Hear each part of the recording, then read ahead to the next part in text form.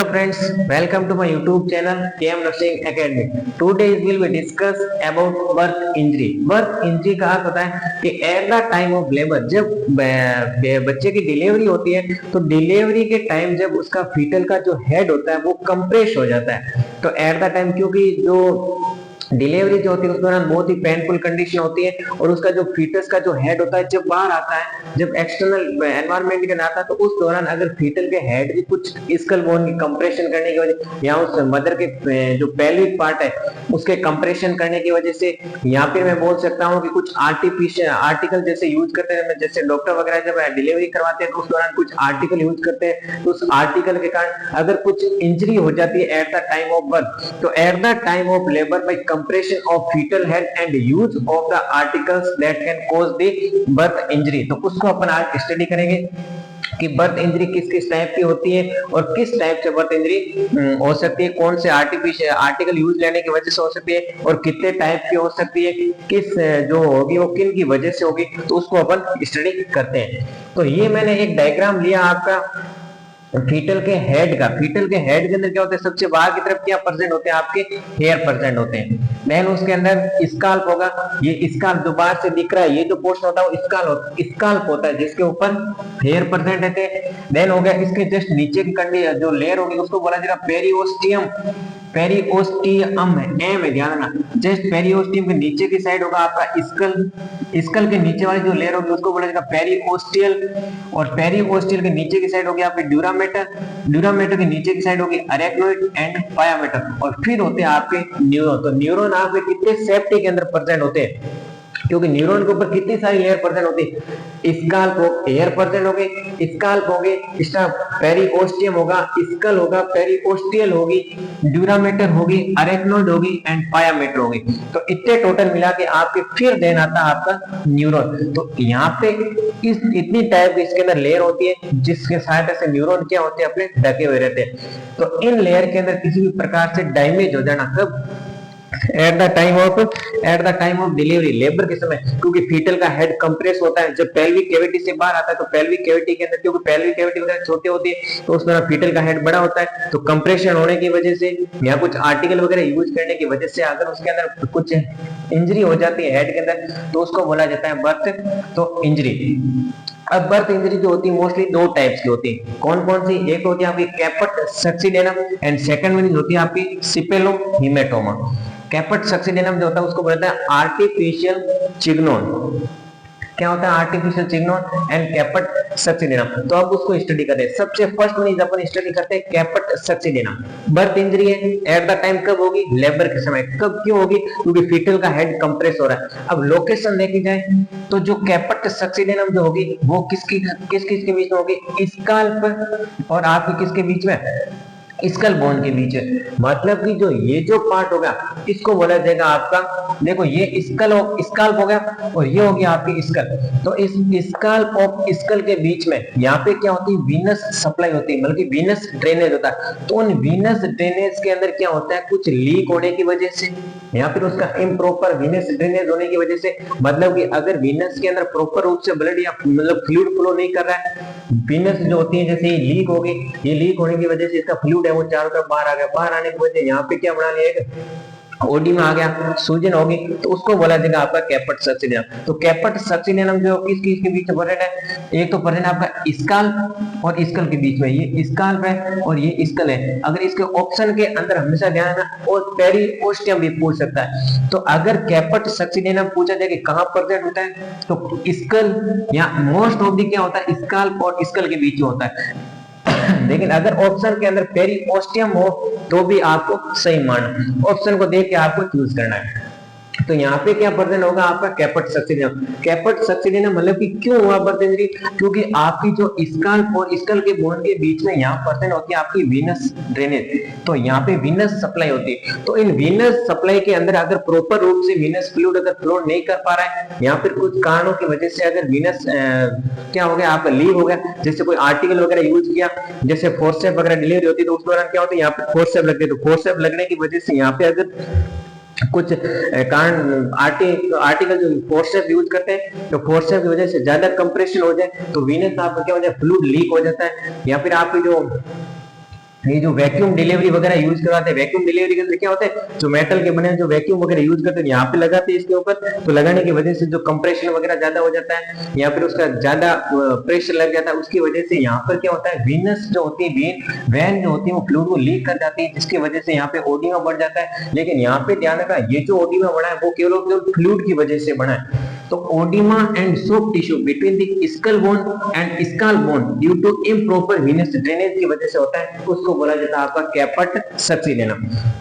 Next one इधर बात करता हूं मैं सिपेलोहेमेटोमा। सिपेलोहेमेटोमा किस चीज के बीच में होता है, ये होता है आपका स्कल और पेरिओस्टियल के बीच में। पेरिओस्टियल एल है, ध्यान रखना एम नहीं है एल है, क्योंकि ये जो होगा सिपेलोहेमेटोमा जो होगा वो बर्थ इंजरी किसके, स्कल के नीचे होगी, लेकिन कैपट सक्सीडेनम जो होगा वो स्कल के ऊपर होगा। क्योंकि यहाँ पे देखो आपका ये हो गया आपके स्कल, ये हो गया आपके स्कल और ये होगी पेरिओस्टियम, पेरिओस्टियल एल। तो इनके बीच में अगर इंजरी हो जाए वो किसकी वजह से होगी, तो वो होगी आपकी किसकी वजह से, माइनर कैपिलरी के फटने की वजह से। क्योंकि यहाँ पे क्या होता है, ब्लड सप्लाई होती है, कैपिलरी वगैरह होती है, तो कैपिलरी के अंदर से फ्लूइड अगर ब्लड लीक हो जाता है या माइनर कैपिलरी यदि फट जाती है किसी कारणों की वजह से, जैसे आर्टिकल वगैरह यूज करते हैं अपन लेबर के दौरान, या कंप्रेशन ज्यादा लगा देते हैं अपन, फोर्सेप वगैरह डिलीवरी होती है, वैक्यूम डिलीवरी होती है, उस दौरान जो इंस्ट्रूमेंट यूज में लिए जाते हैं, तो उसके अंदर से क्या होता है, अगर प्रेशर ज्यादा लग जाता है या फिर उसका हेड का कंप्रेस ज्यादा हो जाता है या फिर पेल्विक कैविटी का अगर कंप्रेस ज्यादा कर जाती है उस बेबी के हेड के ऊपर, तो यहाँ से जो माइनर कैपिलरीज होती है वो फट जाती है। माइनर कैपिलरी फटने की वजह से, कैपिलरी है तो अंदर क्या होगा, ब्लड होगा, तो वो जो ब्लड होता है वो बाहर आ जाता है, तो उसको बोला जाता है आपका सिपेलो हिमेटोमा।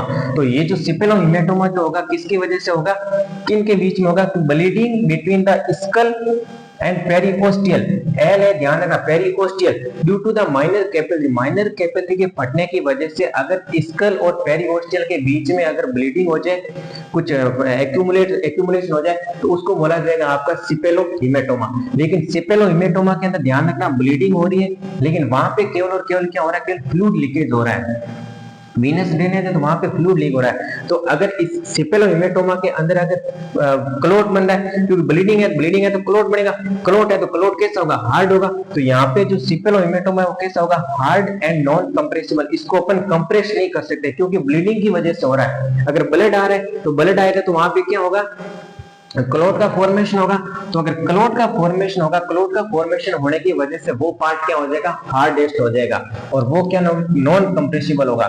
लेकिन कैपट सक्सीडेनम क्या हो जाएगा, वो सॉफ्ट एंड कंप्रेसिबल हो जाएगा। क्यों, क्योंकि वो केवल फ्लूइड की वजह से हो रहा है, तो वहां पे केवल फ्लूइड का एक्यूमुलेशन हो रहा है। तो फ्लूइड का एक्यूमुलेशन होने की वजह से, फ्लूइड का एक्यूमुलेशन होने की वजह से ये क्या हो सकता है, कंप्रेसिबल होता है, सॉफ्ट होता है। लेकिन यहाँ पे क्लोट का फॉर्मेशन होगा जो कि कंप्रेसिबल नहीं है, हार्डेस्ट पार्ट है।